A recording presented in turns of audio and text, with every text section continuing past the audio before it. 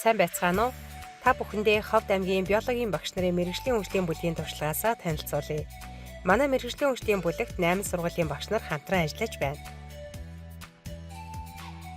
Ховд биологийн багш нарын мэргэжлийн хөгжлийн бүлгийн ажиллах схемийг танилцуулъя. Манай мэргэжлийн хөгжлийн бүлэг нь дараах 7 алхмаар ажилладаг.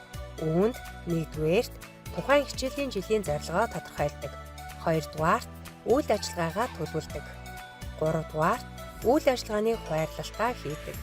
4-дүгээрт үйл ажиллагаагаа хэрэгжүүлнэ. 5-дугаарт үйл ажиллагааны сайжруулах саналын хэлэлцүүлгээ онлайн болон танхимаар зохион байгуулдаг.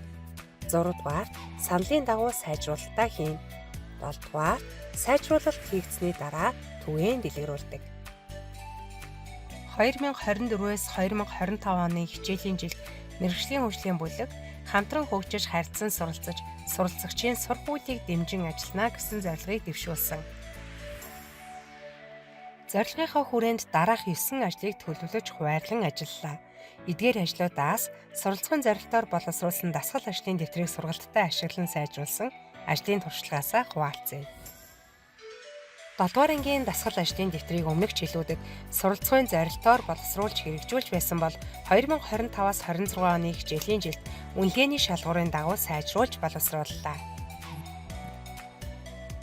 7-р ангийн дасгал ажлын дэвтрийг 2018-аас 2019 онд Ховд аймгийн прогресс сургуулийн 78 сурагч сургалтад ашиглаж байсан бол 2024-өөс 2025 оны хичээлийн жилд мэргэжлийн хөгжлийн бүлгийн гишүүн 5 сургуулийн 320 орчим сурагч сургалтад ашигласан.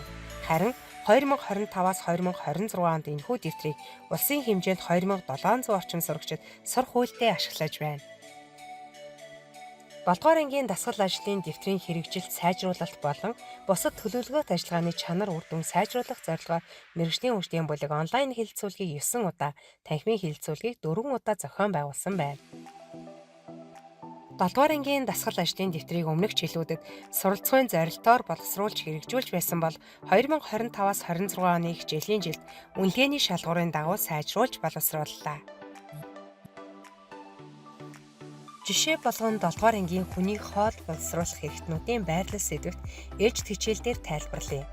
Даалгавар 1-ийг ажиглана. А1-ээс 2, 3-аас 4 гэсэн код байна. Энэхүү код нь үнэлгээний шалгуурын А зорилтын 1-ээс 2 дугаар төвшин буюу хүний хоол боловсруулах хэрэгтнүүдийг нэрлэх ялгах даалгаврыг боловсруулсан гэсэн үг. Даалгавар 2-ыг авч үзье. Код нь А5-аас 6. Мөн л А зорилтын 5-аас 6 буюу хүний хоол боловсруулах эрхтэн тус бүрийг зураг дээр заах гэсэн даалгаврыг даалгавар 2 дээр боловсруулжээ гэж ойлгоорой. Энэ мэтчилэн дэвтэрт боловсруулсан даалгавруудаа үнэлгээний зорилтын дагуу 1-ээс 8 дугаар түвшинд харгалзах шалгуурт нийцүүлэн боловсрууллаа.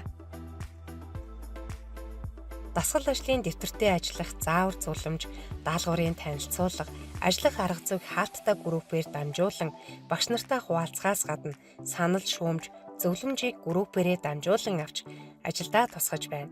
Энэхүү группт байж бидний ажлыг дэмжин хамтран ажиллаж үнэтэй санал зөвлөмжөө өгч байгаа мэргэжил нэгт багш нартаа талархал илэрхийлье.